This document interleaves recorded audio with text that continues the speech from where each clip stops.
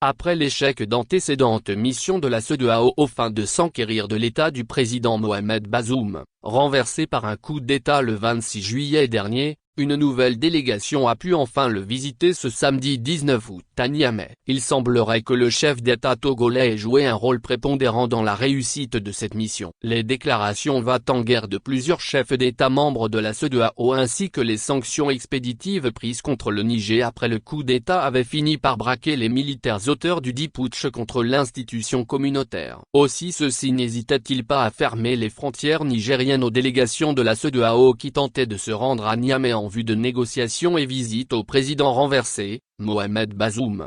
Bien que la tension n'ait pas vraiment baissé entre les deux camps, la CEDEAO mettant toujours sur la table l'option d'une intervention militaire et les nouvelles autorités militaires nigériennes menaçant de poursuivre Mohamed Bazoum pour haute trahison. Une délégation de l'institution sous-régionale conduite par l'ancien président nigérian Abdul Salami Abubakar a été reçue ce samedi à l'aéroport de Niamey par le Premier ministre nommé par la junte, Mahaman Lamine Zen.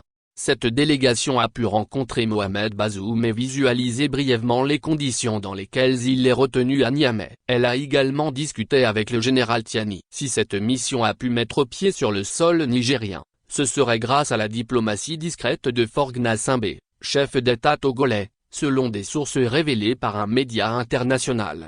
Il faut rappeler que depuis le début de cette crise nigérienne, le Togolais a toujours gardé une discrétion et une position souple contrairement à beaucoup de ses pairs aînés en âge. Faure Gnassingbé se positionne de plus en plus comme un interlocuteur sérieux et efficace dans la sous-région avec les autorités militaires putschistes. On se rappelle que les bons offices du chef de l'État togolais avaient permis de désamorcer la crise entre le Mali et la Côte d'Ivoire au sujet de l'affaire des 49 soldats ivoiriens arrêtés, jugés, condamnés et libérés plus tard par Bamako.